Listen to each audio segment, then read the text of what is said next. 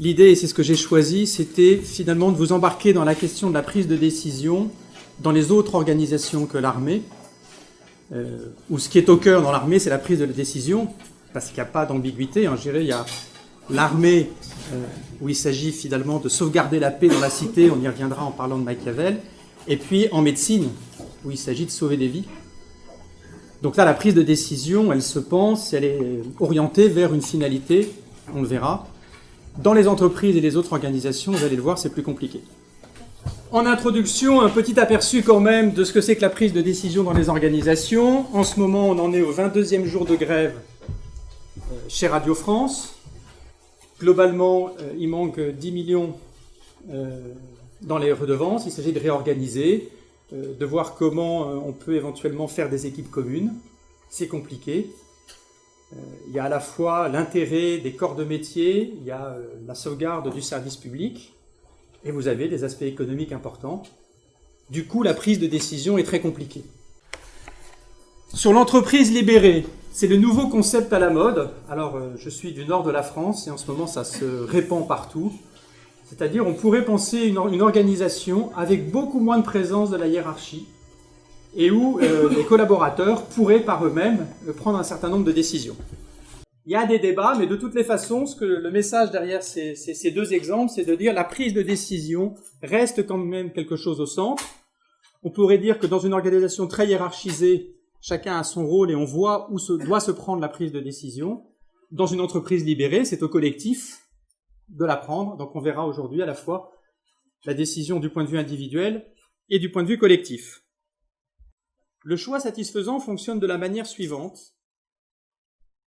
J'ai moi-même des objectifs que je me suis fixés, ou on me fixe des objectifs. Et du coup, la première option qui me vient à l'esprit, et pour laquelle je sais qu'elle va me permettre d'atteindre les objectifs, je vais tout de suite choisir celle-là, parce que ça satisfait l'objectif. C'est surtout de ne pas confondre avec la satisfaction personnelle. Le plaisir d'avoir réussi, là c'est autre chose. Donc le choix satisfaisant, c'est étant donné l'objectif que je me suis fixé ou qu'on m'a fixé, la première option qui me vient à l'esprit va faire que spontanément j'y vais. Et c'est pour ça qu'on dit qu'on fait des approches par intuition, ou alors on prend une opportunité qui nous vient, on se dit tiens, je vais faire ça. Deuxième méthode de décision, c'est ce qu'on appelle la méthode rationnelle. Alors la méthode rationnelle au sens pur du terme consiste à lister toutes les options que je peux imaginer, et à y affecter une table de pondération. La méthode rationnelle vise à bien poser toutes les options, alors que vous voyez que dans le choix satisfaisant, on ne prenait pas le temps de les poser. Mais ce n'est pas tout, on a une table de pondération. Donc, je ne sais pas si vous la voyez, là il y a les 4 options, et on a X, Y, Z, et on va se dire, le premier critère X, par exemple, c'est les coûts. Le deuxième critère, ça va être la performance globale pour le site.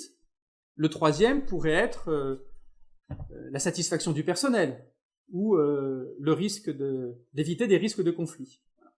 Et donc, on passe chacune des options qu'on pondère avec des critères. Et ça vous permet de voir, par exemple, que l'option C, admettons la troisième ici, c'est au total 4 points, alors que l'option B serait 9 points. Alors vous voyez que pour des variables humaines, c'est un peu limite, on ne l'utilise pas trop, mais si vous prenez les forfaits téléphoniques, quand les entreprises comme SFR, Bouygues ou Orange réfléchissent à des types de forfaits, il y a différentes options, et vous voyez bien qu'il peut y avoir des critères économiques, des critères de pack complet qui offrent un service plus large, et que vous pouvez pondérer avec une méthode dite rationnelle.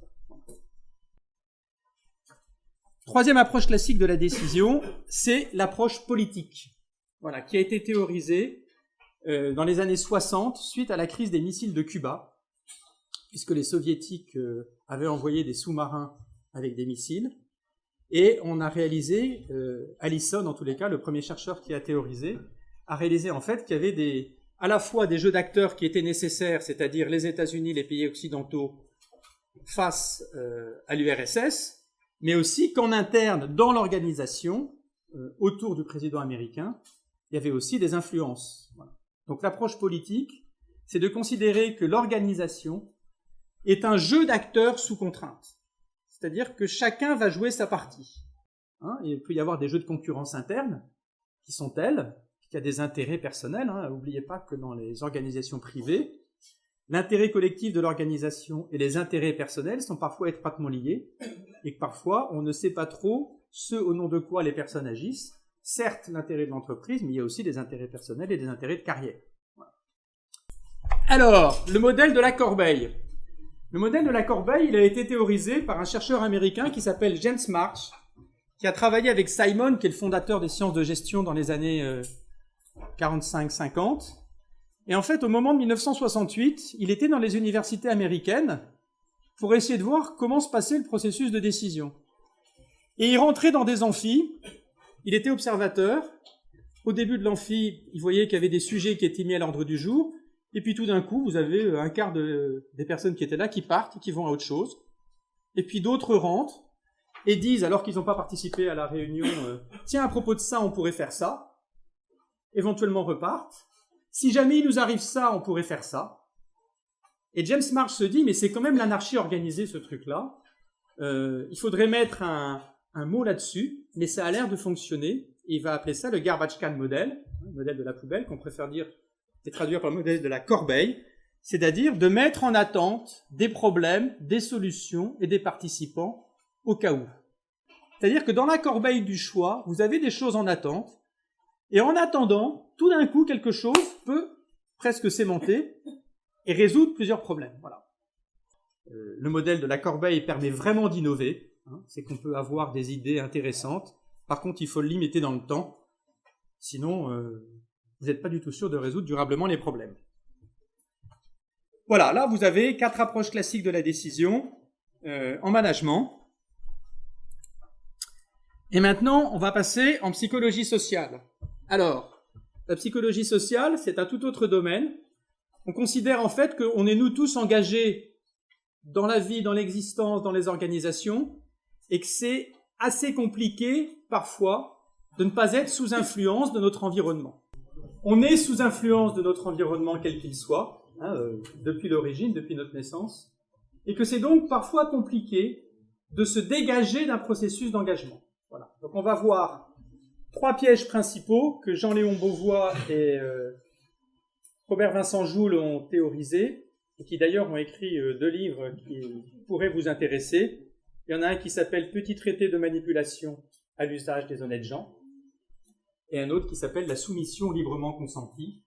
Et il vous démontre qu'avec des groupes, on arrive à faire à des personnes ce qu'au départ, elles n'avaient pas du tout envie, que ce soit d'arrêter de fumer, ou que ce soit pour des agents EDF qui d'habitude montent sur des poteaux en bois et le font en général sans casque, faire en sorte qu'ils portent absolument des casques. Alors, la première approche, dans tous les cas piège, c'est ce qu'on appelle l'effet de gel. L'effet de gel, c'est quoi? C'est le fait de rester scotché à une décision ou à un principe. Et c'est très fréquent. Ça a été théorisé par Kurt Lewin durant la Seconde Guerre mondiale aux États-Unis.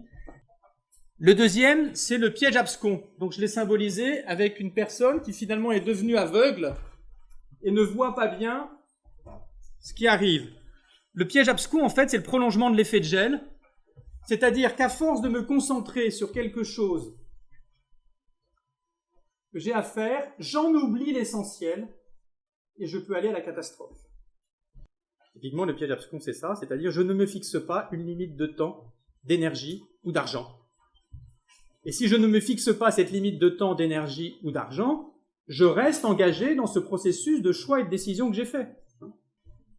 Et le piège du sentiment de liberté, c'est lorsque vous vous êtes engagé dans une action et que vous avez commencé à dire oui, on vous enlève un moyen. Donc là, nous avons vu les approches classiques de la décision du point de vue de l'individu. Maintenant, on va rentrer dans la décision collective. Alors, la décision collective, vous avez 2 approches classiques qui sont le vote et le consensus apparent. Voilà, donc vous constaterez, quand vous allez dans les organisations dites privées, qu'elles soient entreprises ou qu'elles soient associations, que vous avez le vote et surtout le consensus apparent qui fonctionne. Donc c'est intéressant. La difficulté, c'est que ça rend difficile la mise en œuvre des décisions. Un chercheur américain qui s'appelle Paul Nutt et qui a étudié pendant 20 ans 400 décisions dans les entreprises sur tous les types de décisions, stratégie, finance, marketing, gestion des ressources humaines, constatait que plus de 50% d'entre elles n'étaient pas mises en œuvre comme c'était convenu, pour différentes raisons, celles qui sont liées au processus de décision et celles qui sont liées aux personnes. Donc il y a une vraie difficulté, c'est la décision collective dans les organisations, parce que se mêlent plein de choses. Et donc à partir de là, que peut-on proposer et que peut-on faire pour qu'il y ait un vrai consensus partagé? Et donc après, dans les approches classiques, au moment du choix, est-ce qu'il est nécessaire de faire exprimer les accords et les désaccords? C'est pas toujours nécessaire. Typiquement, en conseil d'administration, c'est très fréquent, si ce n'est que vous pourriez constater que la question qui est en général posée, c'est par rapport à une seule option, qui est contre, qui est pour et qui est d'accord. C'est assez compliqué d'être contre quand vous avez une seule option, et en général, les jeux sont faits par avance avec des jeux d'acteurs. On verra que dans la question du discernement, il s'agit de présenter au moins 2 options pour qu'il y ait une préférence. Voilà, et pouvons-nous décider sur la base de consentement? Oui, pourquoi pas, mais il faut être conscient qu'à ce moment-là, il y a des personnes qui vont peut-être être résistantes. Dumbledore dit à Harry Potter, ce ne sont pas nos capacités qui montrent ce que nous sommes, ce sont nos choix. Et donc maintenant, on va quitter complètement la question de la décision pour parler de la question du choix. Parce que finalement, l'individu ou l'organisation, ce qu'elle a à faire, c'est à se prononcer sur des options. Première chose, on va distinguer choix et décision. On va dire choisir ses préférés et décider c'est mettre en œuvre. J'ai pris l'exemple du choix d'un candidat. Si le directeur des ressources humaines pointe du doigt en disant le candidat qu'il est souhaitable de recruter, c'est celui-ci, il fait un choix. Tant qu'il ne lui a pas serré la main pour signer le contrat, il n'est pas passé à la décision. Il n'y a donc aucun risque à faire un choix, c'est-à-dire à exprimer une préférence. Mais pour qu'il y ait un choix, il faut qu'il y ait au moins 2 options. Sinon, on choisit entre ça ou rien. Typiquement, le vote au conseil d'administration, est-ce que vous êtes pour ou est-ce que vous êtes contre? Donc, ayez ça en tête. Choisir ses préférés, décider, c'est on met en œuvre l'option préférentielle.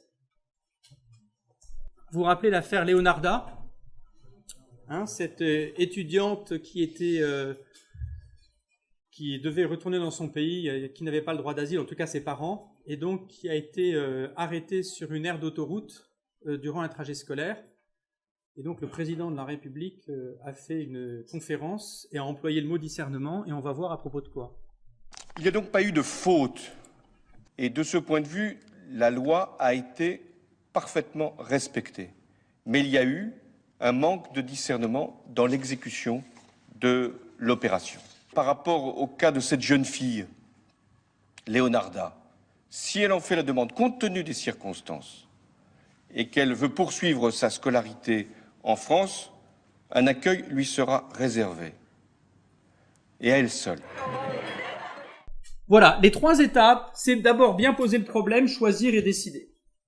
Et donc, la question du choix à laquelle vous allez réfléchir, c'est simplement 2 options. Dois-je ou dois-je ne pas? Et dites-vous bien que l'esprit humain n'arrive plus à analyser correctement plus de 2 options. Et si vous faites l'expérience de 3 options, il y en a une qui va avoir moins d'importance et que vous allez relativiser. Donc la question du discernement suppose à chaque fois d'avoir 2 options. Donc là en haut, c'est ce qu'on appelle un dilemme. Je continue ou je continue pas. Mais vous pouvez avoir aussi des alternatives. 70 à 80% des choix que l'on fait dans les organisations commencent en général par un dilemme. On a une opportunité, on la prend ou on la prend pas, mais on n'en a qu'une. Typiquement, vous avez un candidat que vous recrutez, qui arrive sur votre table, il n'y a qu'un seul candidat, et vous vous dites, je le prends ou pas. C'est un dilemme. Si vous avez 2-3 candidats, ça va être une alternative. Est-ce que je prends un jeune ou un plus âgé, qui vient de tel secteur ou tel autre? Voilà. Alors, retrouver du libre arbitre. Très souvent, quand on a une question qui est bien posée, on passe directement aux arguments et à la raison. et on se dit, ah ben oui, je vais le prendre. Si ce n'est qu'il nous manque quelques informations, des données objectives. On n'est pas assez clair sur les personnes qui nous influencent et le fameux attracteur. C'est-à-dire, derrière ce choix, quelle est l'envie et la crainte, puisque dans nos décisions, ce qui vient spontanément, c'est nos passions, nos envies et nos craintes. Et pour en dresser mon choix, c'était la peur de l'échec. Donc la question du libre arbitre est la vraie question du discernement, c'est-à-dire avoir la volonté de prendre le temps de réfléchir pour identifier les données qu'il me manquent, les personnes qui ont sous influence et les attracteurs. Voilà. Et en principe, on a autant de sympathie pour les deux options. On a une vraie liberté intérieure quand on se dit ah ben c'est vrai, je pourrais le garder ou ne pas le garder. Voyez ? Et donc dans la délibération, il s'agit de passer, si je le garde, quels sont les éléments qui vont en défaveur ou en faveur, et si je ne le garde pas, quels sont les éléments qui vont en faveur et défaveur, sauf que la question du discernement suppose de se rappeler la visée. Il ne s'agit pas de se dire je le prends pour tel objectif ou pour me faire plaisir ou parce que j'en ai assez. C'est ce qu'on appelle la question de finalité.